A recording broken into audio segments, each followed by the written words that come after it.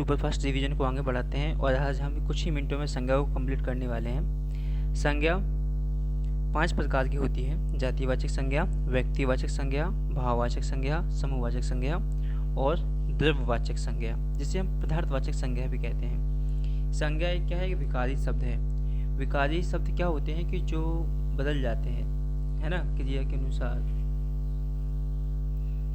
किसी शब्द या व्यक्ति, वस्तु, स्थान, भाव का बोध कराने वाले शब्दों को संज्ञा कहते हैं। बहुत पुरानी परिभाषा है। संज्ञा का अगर हम विच्छेद करें तो सम प्लस ज्ञा होता है। और संज्ञा को देखा जाए मूल रूप से तो 2 ही भेद होते हैं, एक यथार्थवाचक और एक भाववाचक। यानी ऐसी संज्ञा जिसे हम देख सकते हैं और ऐसी संज्ञा जिसे हम नहीं देख सकते हैं, अदृश्य।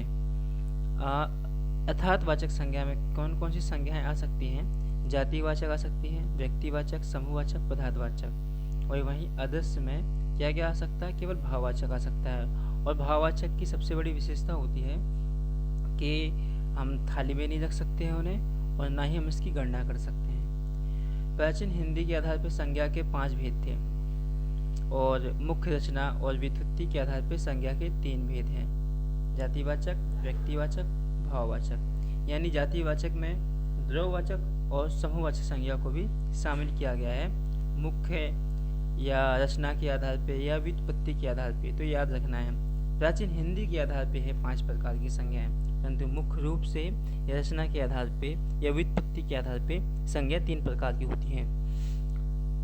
हम देखें, अयोध्या सरयू किनारे बसा है और क्रोध इंसान को पागल बना देता है। यहाँ पर सभी प्रकार की संज्ञाएं हैं, है ना, तो आप देख पाएंगे। खैर, हम आगे बढ़ते हैं। जातिवाचक संज्ञा क्या होती है? जातिवाचक संज्ञा वे होती हैं जो किसी वस्तु या व्यक्ति की पूरी जाति का बोध कराता हो।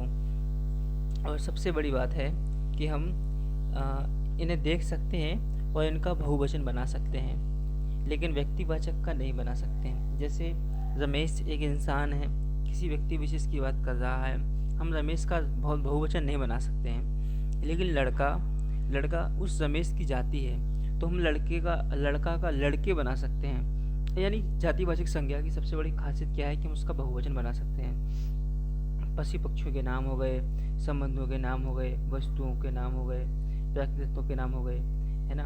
और कुछ ऐसे उदाहरण जो जातिवाचक के रूप में कुछ व्यक्तिवाचक संज्ञा जातिवाचक संज्ञा का काम कर लेती हैं। जैसे गांधी जी अपने समय के कृष्ण थे, तो यहाँ पर कृष्ण की बात नहीं हो रही, कृष्ण की विशेषताओं की बात हो रही है। समुद्रगुप्त भारत का नेपोलियन था, तो समुद्रगुप्त के भारत की नेपोलियन से तुलना की गई है। तो तुलना वाले जितनी भी व्यक्तिवाचक संज्ञा होती है वो जातिवाचक संज्ञा का ही काम करती हैं।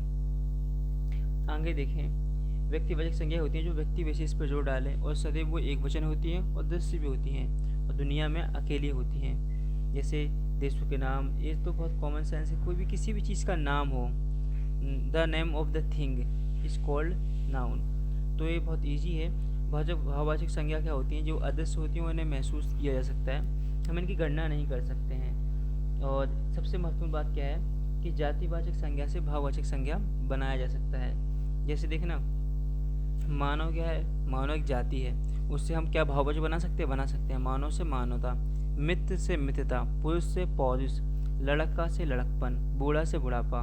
अब क्या हम सर्वनाम से भाववाचक बना सकते हैं? अपना से अपनापन, स्वय से स्वत्व, अहम से अहंकार, मम से ममत्व, निज से निजत्व। विशेषण से भाववाचक संज्ञा बना सकते हैं, बिल्कुल। कठोर से कठोरता, चौड़ा से चौड़ाई, वीर से वीरता, सुंदर से सुंदरता, भोला से भोलापन। इस प्रकार से हम देख सकते हैं। अवयव से क्या हम भाववाचक संज्ञा बना सकते हैं? बिल्कुल।